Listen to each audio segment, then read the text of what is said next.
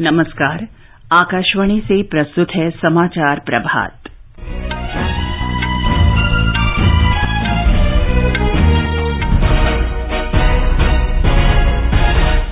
प्रधानमंत्री नरेंद्र मोदी आज गुजरात में विभिन्न परियोजनाओं का उद्घाटन करेंगे और आधारशिला रखेंगे। केंद्र ने गन्ना किसानों के लिए अब तक के सर्वाधिक उचित और लाभकारी मूल्य 305 रुपये प्रति क्विंटल की मंजूरी दी। सरकार देश में वाहनों की सुगम आवाजाही सुनिश्चित करने के लिए राजमार्गों पर टोल प्लाजा के स्थान पर नई तकनीक लाएगी। प्रवर्तन निदेशालय ने नेशनल हेराल्ड धन शोधन मामले में नई दिल्ली स्थित कांग्रेस के स्वामित्व वाले यंग इंडियन कार्यालय परिसर को सील किया। सरकार ने 5 से 15 अगस्त तक देश भर में सभी संरक्षित स्मारकों और स्थलों पर निःशुल्क प्रवेश की घोषणा की। भारत और अमेरिका अक्टूबर में उत्तराखंड के औली में सैन्य अभ्यास करेंगे। अमेरिकी प्रतिनिधि सभा की अध्यक्ष नैन्सी पेलोसी ताइवान के ऐतिहासिक दौरे के बाद दक्षिण कोरिया पहुंची। कहा, अमेरिका ताइवान सहित पूरे विश्व में लोकतंत्र की रक्षा के लिए प्रतिबद्ध है।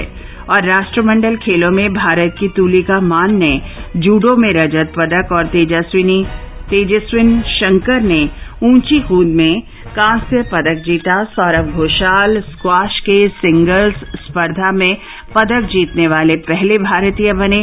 भारोत्तोलन में भारत ने 2 और कांस्य पदक जीते। समाचार प्रभात में मनोज के साथ मैं चंद्रिका जोशी। प्रधानमंत्री नरेंद्र मोदी आज गुजरात के धर्मपुर में श्रीमद राजचंद्र मिशन की विभिन्न परियोजनाओं का शुभारंभ करेंगे और आधारशिला रखेंगे। कार्यक्रम शाम 4:30 बजे वीडियो कॉन्फ्रेंस के माध्यम से होगा। एक रिपोर्ट। प्रधानमंत्री नरेंद्र मोदी वलसाड जिले के धर्मपुर में श्रीमद राजचंद्र अस्पताल का उद्घाटन करेंगे। इस पूरी परियोजना पर लगभग 200 करोड़ रुपए की लागत आई है। 250 बिस्तरों के अस्पताल में अत्याधुनिक चिकित्सा सुविधाएं उपलब्ध होंगी। प्रधानमंत्री श्रीमद राजचंद्र पशु अस्पताल की भी आधारशिला रखेंगे। इस अस्पताल पर लगभग 70 करोड़ रुपए की लागत आएगी। ये अस्पताल पशुओं की देखभाल और उपचार के लिए पारंपरिक औषधि के साथ साथ समग्र चिकित्सा देखभाल उपलब्ध कराएगा। प्रधानमंत्री महिलाओं के लिए श्रीमद राजचंद्र उत्कृष्टता केंद्र की आधारशिला भी रखेंगे। ये उत्कृष्टता केंद्र लगभग 40 करोड़ रुपए की लागत से बनाया जाएगा और इसमें मनोरंजन के अलावा स्व विकास कार्यक्रमों की सुविधा भी उपलब्ध होगी। इसमें 700 से अधिक जनजातीय महिलाओं को रोजगार मिलेगा और हजारों लोगों के लिए आजीविका की व्यवस्था होगी। दीपेंद्र की रिपोर्ट के साथ समाचार कक्ष से दीपिका शर्मा। आर्थिक मामलों की मंत्रिमंडलीय समिति ने 2022-23 के गन्ना पेराई सीजन के लिए गन्ने के उचित और लाभकारी मूल्य की मंजूरी दे दी है। इस बार अब तक का सर्वाधिक मूल्य 305 रुपये प्रति क्विंटल मंजूर किया गया है, जो वर्ष 2021-22 के मौजूदा मूल्य से 2.6% अधिक है। गन्ना उत्पादक किसानों को निश्चित मूल्य सुनिश्चित करने के लिए उचित और लाभकारी मूल्य तय किया जाता है। इस निर्णय से 5 करोड़ गन्ना किसानों को लाभ होगा। इसके अलावा चीनी मिलों और संबंधित गतिविधियों में लगे 5 लाख श्रमिक भी लाभान्वित होंगे। सरकार ने किसानों की आय बढ़ाने के उद्देश्य से पिछले 8 वर्ष में उचित और लाभकारी मूल्य में 34% से अधिक की बढ़ोतरी की है। संसद ने राष्ट्रीय डोपिंग रोधी विधेयक 2021 पारित कर दिया है। राज्यसभा ने चर्चा के बाद इस विधेयक को मंजूरी दी, जबकि लोकसभा इसे पिछले बुधवार को ही पारित कर चुकी है। राज्यसभा में चर्चा का जवाब देते हुए युवा मामले और खेल मंत्री अनुराग ठाकुर ने कहा कि राष्ट्रीय डोपिंग रोधी विधेयक से न सिर्फ खेल और खिलाड़ियों को मदद मिलेगी, बल्कि आत्मनिर्भर भारत को भी बल मिलेगा। श्री ठाकुर ने कहा कि भारत को अंतर्राष्ट्रीय स्तर पर प्रदर्शन बेहतर करना है तो मानदंडों को भी बेहतर बनाना होगा। कुल मिलाकर सर इससे खेल और खिलाड़ियों को लाभ मिलेगा, क्योंकि सर अगर कोई भी व्यक्ति डोप करता है और वो पाया जाता है टेस्ट में, न केवल उसकी भागीदारी खत्म हो जाती है, बल्कि साथ ही साथ हमारे मेडल जीतने की संख्या भी उस दृष्टि से कम हो जाती है। तो इसके बारे में जागरूकता भी बढ़े, टेस्टिंग भी हो, सुविधाएं भी बढ़े, तो खेल और खिलाड़ियों के हित में आज इस बिल को लाया गया है। सरकार देश में वाहनों की सुगम आवाजाही सुनिश्चित करने के लिए राजमार्गों पर टोल प्लाजा के स्थान पर नई तकनीक शुरू कर रही है। सड़क परिवहन और राजमार्ग मंत्री नितिन गडकरी ने कल राज्यसभा में एक प्रश्न के उत्तर में बताया कि नई व्यवस्था अगले 6 महीने में शुरू कर दी जाएगी। उन्होंने सदन को बताया कि सरकार 2 विकल्पों पर विचार कर रही है। एक विकल्प उपग्रह आधारित टोल प्रणाली है। इसके अंतर्गत जीपीएस प्रणाली के माध्यम से टोल टैक्स सीधे उपयोगकर्ता के बैंक खाते से कट जाएगा। दूसरा विकल्प वाहन की नंबर प्लेट के माध्यम से टोल वसूला जाना है। We are in the solution in place of FASTag using the satellite by using GPS system in the car, and on the basis of that our idea was to take the toll, and it can be easy also. The FASTag issued till date is 5 crore 56 lakh. Average daily collection via FASTag is 120 crore rupees per day, and penetration of FASTag is 97%.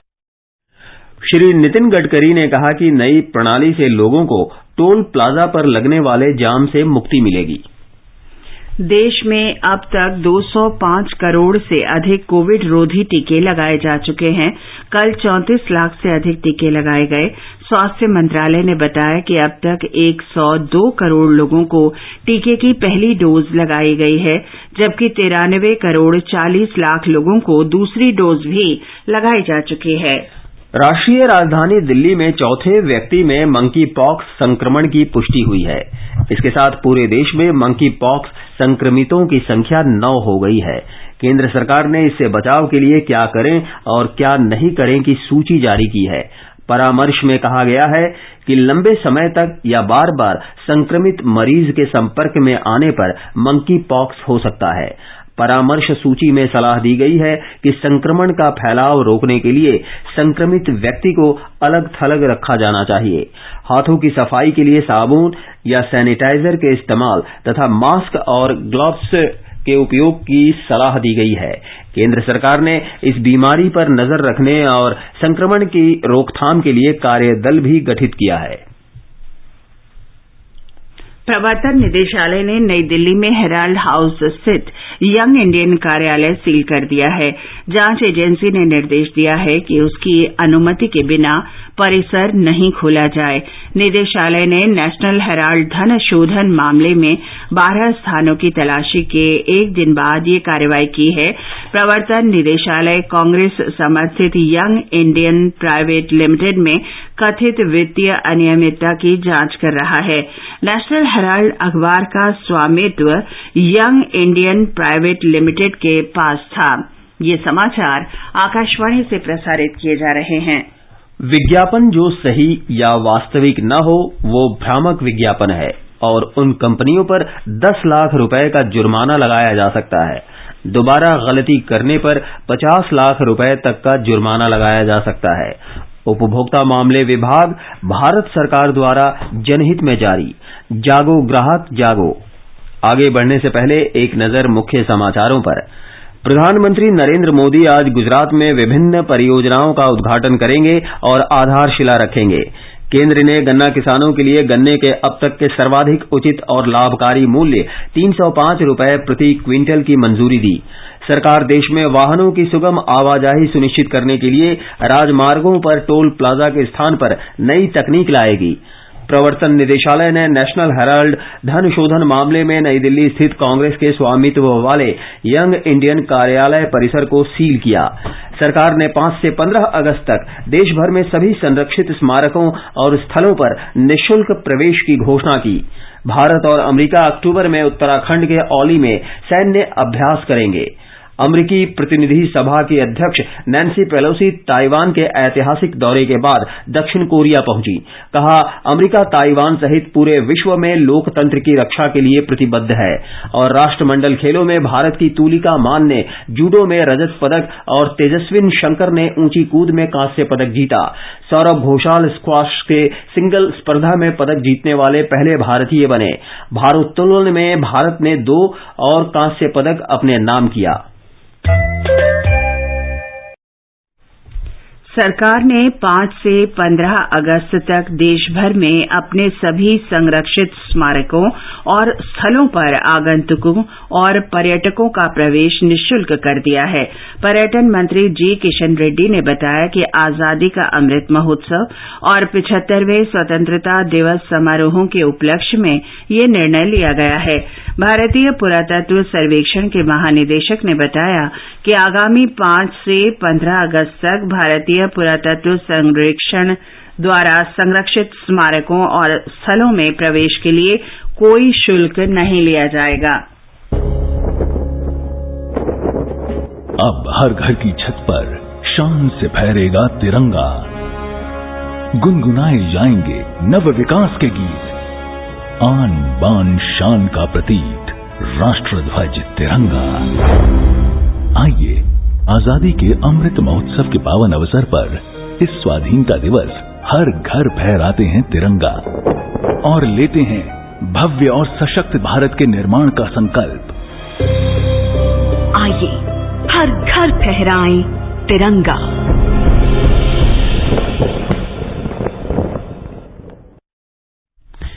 Bharat और America इस वर्ष अक्टूबर में उत्तराखंड के औली में एक पखवाड़े का सैन्य अभ्यास करेंगे।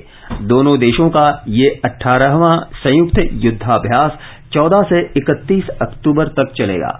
इसका उद्देश्य दोनों देशों की सेनाओं के बीच सहयोग बढ़ाना है। पिछला युद्धाभ्यास पिछले वर्ष अक्टूबर में अमेरिका के अलास्का में हुआ था। भारत और अमेरिका के बीच रक्षा संबंध पिछले कुछ वर्षों के दौरान और मजबूत हुआ है।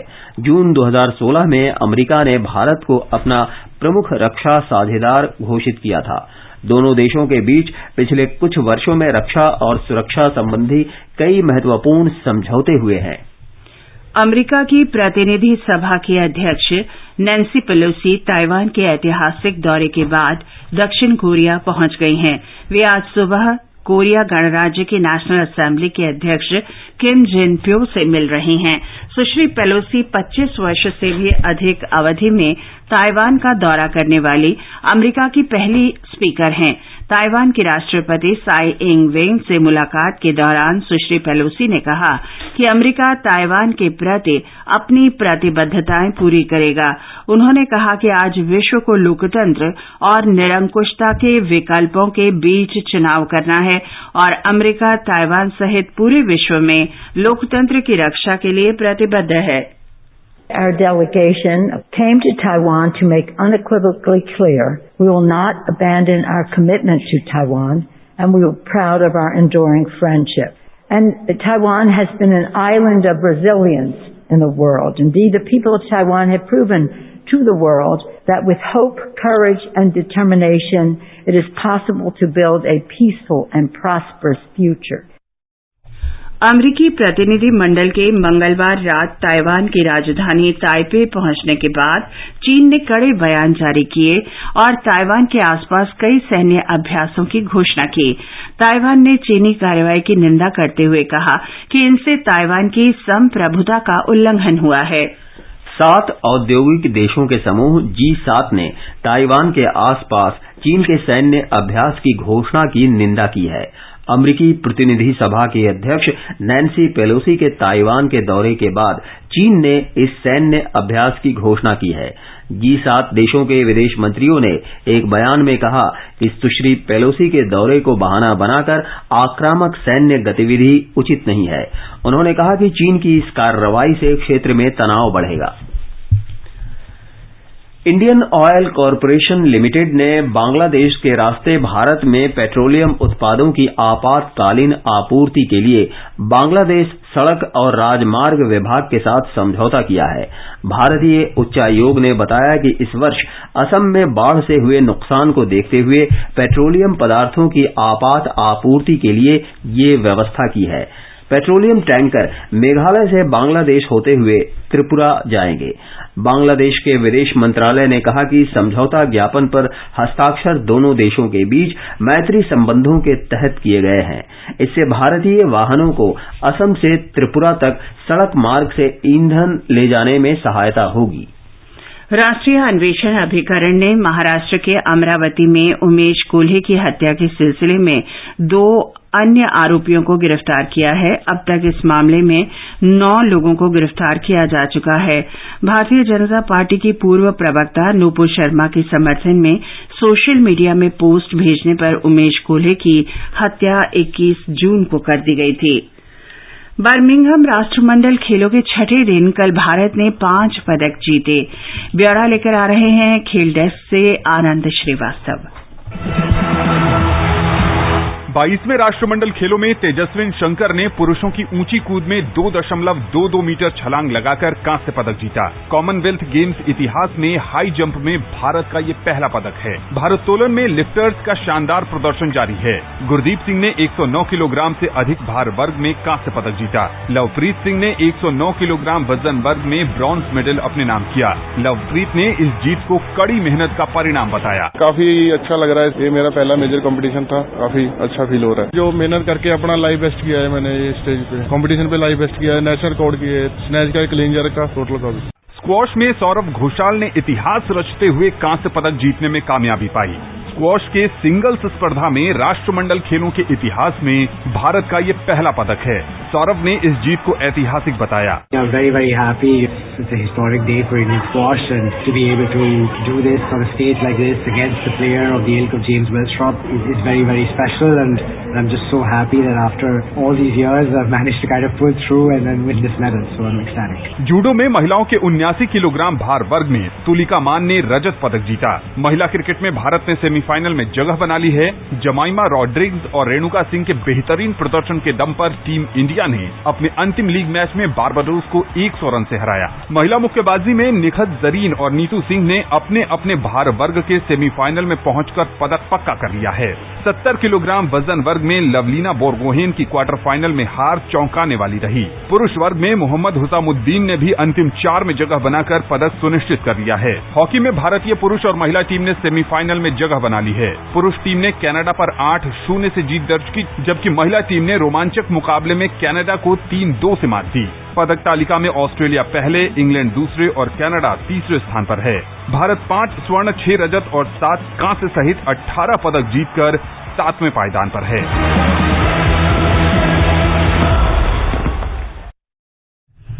आकाशवाणी समाचार ने राष्ट्रमंडल खेलों में भाग ले रहे खिलाड़ियों का समर्थन करने और श्रोताओं को इससे जोड़ने के लिए राष्ट्रमंडल खेल क्विज की शुरुआत की है।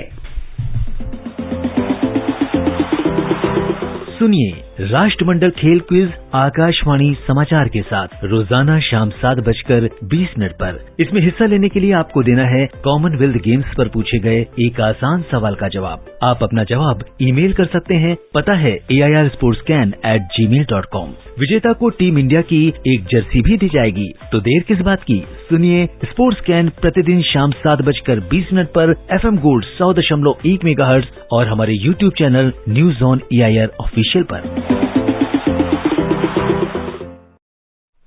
भारतीय क्रिकेट कंट्रोल बोर्ड BCCI ने ऑस्ट्रेलिया और दक्षिण अफ्रीका के भारत दौरे के लिए कार्यक्रमों की घोषणा कर दी है। ऑस्ट्रेलिया के साथ दौरे की शुरुआत 20 सितंबर से 3 मैचों की T20 श्रृंखला के होगी। इसके बाद दक्षिण अफ्रीका के साथ 3 T20 तथा 3 एक दिवसीय मैच खेले जाएंगे। सरकार ने कहा है कि देश में खाद्यान्न का पर्याप्त भंडार है। कल लोकसभा में एक प्रश्न के उत्तर में उपभोक्ता मामले, खाद्य और सार्वजनिक वितरण राज्य मंत्री साध्वी निरंजन ज्योति ने इस बात से इनकार किया कि देश में खाद्यान्न का भंडार पिछले 15 वर्ष में सबसे कम है। उन्होंने कहा कि सार्वजनिक वितरण प्रणाली में 81 करोड़ 35 लाख लाभार्थी शामिल हैं। प्राथमिकता वाले घरेलू लाभार्थियों को प्रति माह प्रति व्यक्ति 5 किलोग्राम और अंत्योदय अन्न योजना परिवारों को प्रति माह 35 किलोग्राम अनाज दिया जाता है। आकाशवाणी का समाचार सेवा प्रभाग आज रात 9:30 बजे हिंदी और अंग्रेजी में फोन इन कार्यक्रम प्रसारित करेगा। सफदरजंग अस्पताल नई दिल्ली की डॉक्टर रूपाली मलिक कोविड टीकाकरण, मंकी पॉक्स और वायरल बुखार से संबंधित प्रश्नों के उत्तर देंगी। श्रोता हमारे विशेषज्ञ से टेलीफोन नंबर 011-2342-1230 और 011-2342-1764 पर सवाल पूछ सकते हैं। आजादी का अमृत महोत्सव के अंतर्गत आइए अब सुनते हैं आकाशवाणी की विशेष प्रस्तुति आजादी का सफर। आजादी का अमृत महोत्सव।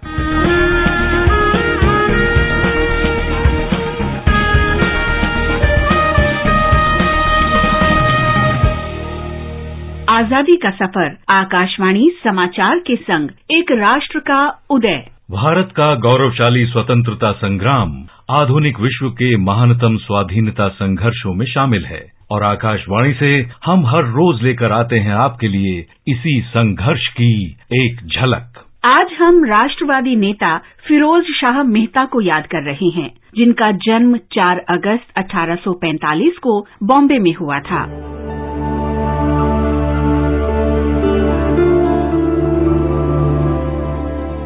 मेहता ने 1864 में लिंकन इन में प्रवेश किया और बार के लिए योग्यता प्राप्त की। इंग्लैंड में रहते हुए वो दादा भाई नौरोजी से मिलने जाया करते थे और ये मुलाकातें उनके उदार दृष्टिकोण को ढालने में महत्वपूर्ण साबित हुई।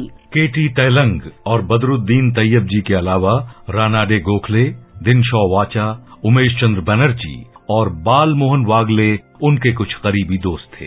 शिक्षा के प्रति वो जीवन भर आकर्षित रहे। फिरोज शाह मेहता ने शिक्षा को ऐसा माध्यम माना जिसके जरिए भारत तेजी से अपना आधुनिकीकरण कर सकता है। उन्होंने स्वदेशी बैंक यानी सेंट्रल बैंक ऑफ इंडिया की स्थापना में मदद की। मेहता को मुख्य रूप से आधुनिक बॉम्बे नगर निगम के संस्थापक के रूप में याद किया जाता है, जिसे उन्होंने लगभग आधी शताब्दी तक विशिष्ट तरीके से बढ़ावा दिया और वहां सेवा की। वो मुख्य रूप से अंग्रेजी समाचार पत्र बॉम्बे क्रॉनिकल की स्थापना के लिए जाने जाते थे, जो राष्ट्रवादी आंदोलन के प्रति भारतीय जनता की राय व्यक्त करने के लिए एक महत्वपूर्ण साधन बन गया था। न्यायमूर्ति तैलंग के साथ उन्होंने 1885 में बॉम्बे प्रेसिडेंसी एसोसिएशन की स्थापना की और इसके सचिव के रूप में कार्य किया। फिरोज शाह मेहता भारतीय राष्ट्रीय कांग्रेस के संस्थापक सदस्यों में शामिल थे। उन्होंने 1890 में कलकत्ता में आयोजित कांग्रेस अधिवेशन की अध्यक्षता की। अध्यक्षीय संबोधन में फिरोज शाह मेहता ने कहा, साथियों, वो तमाम आंदोलन जिन्हें लेकर हम चिंतित हैं, वो कई चरणों से गुजरते हैं। पहला चरण होता है उपहास का, दूसरा होता है दुष्प्रयोग का, जिसके बाद मिलती है कुछ रियायत, और वो भी आंदोलन को और आगे न बढ़ाने की चेतावनी के साथ। और इन सब का अंतिम चरण वो होता है दोस्तों, जब आंदोलन के मकसद को अपनाया जाता है। लेकिन इस हैरत के साथ कि इसे पहले क्यों नहीं अपनाया गया। हमने पहले दोनों चरण पार कर लिए हैं। आज हम शहीद रामकृष्ण बिस्वास को भी याद कर रहे हैं, जो बंगाल के चटगांव के निवासी थे, जो कि अब बांग्लादेश में हैं। वो मास्टरदास सूर्य सेन के चटगांव के क्रांतिकारियों के समूह के सदस्य थे।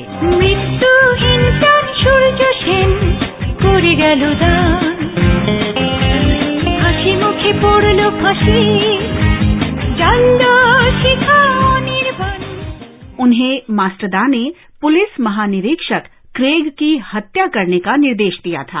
वे रामकृष्ण काली चक्रवर्ती के साथ 1 दिसंबर 1930 को चांदपुर स्टेशन गए। उन्होंने क्रेग समझकर कोमिला के चांदपुर में इंस्पेक्टर तारिणी मुखर्जी को गोली मारकर उनकी हत्या कर दी। पुलिस ने उनका पीछा किया और उस जगह से करीब 22 मील दूर उन्हें पकड़ लिया गया। अदालत में उन पर मुकदमा चलाया गया और उन्हें मौत की सजा सुनाई गई। रामकृष्ण बिस्वास को 2 मार्च 1932 को अलीपुर सेंट्रल जेल में फांसी दे दी गई।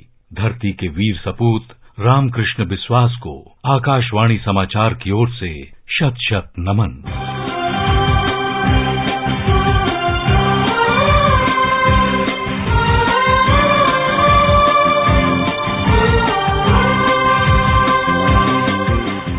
अगस्त लाल सिंह की भी पुण्यतिथि होती है। उनका जन्म 1890 में पंजाब में हुआ था। अंडमान द्वीप में ले जाए जाने के बाद उन्होंने वहां अपना व्यवसाय स्थापित किया।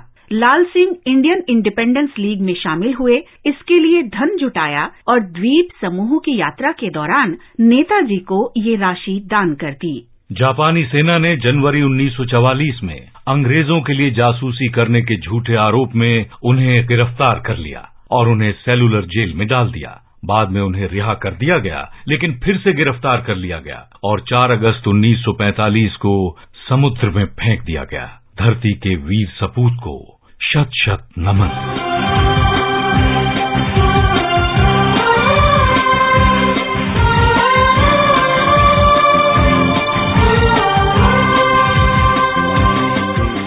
चार अगस्त शहीद रंगा खां की भी पुण्यतिथि है। वो अंग्रेजी ईस्ट इंडिया कंपनी की घुड़सवार सेना में कार्यरत थे। उन्होंने कंपनी की सेना की नौकरी छोड़ दी और 1857 में प्रथम स्वतंत्रता संग्राम में भाग लिया। उन्हें मुजफ्फरपुर में विद्रोह और लूट के आरोप में गिरफ्तार किया गया। रंगा खां पर मुकदमा चलाया गया और 4 अगस्त 1857 को उन्हें फांसी दे दी गई। आकाशवाणी समाचार की ओर से बहादुर शहीद रंगा खां को नमन।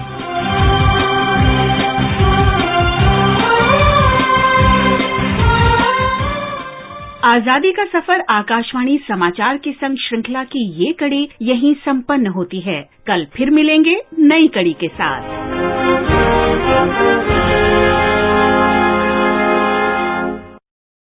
और अब मौसम। दिल्ली में बादल छाए रहेंगे, हल्की वर्षा का अनुमान है।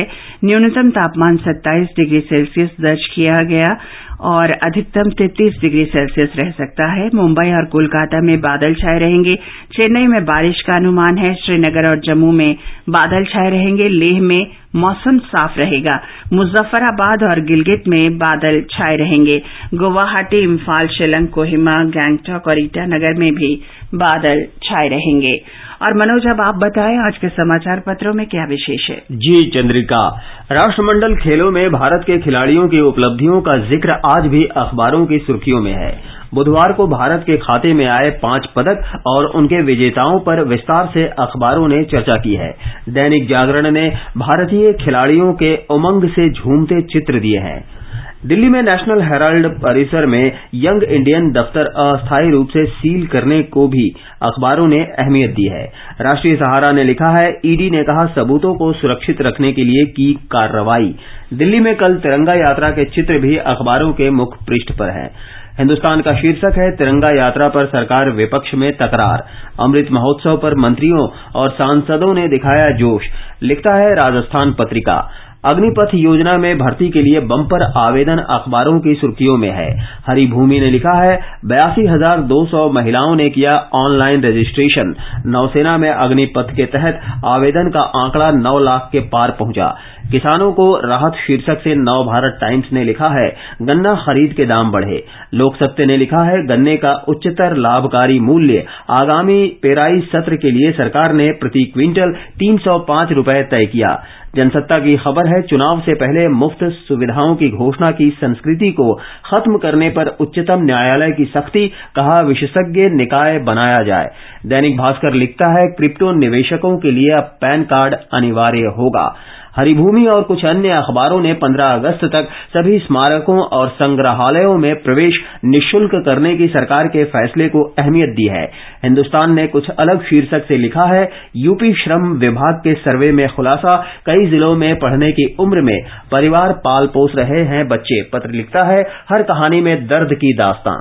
और अंत में मुख्य समाचार एक बार फिर।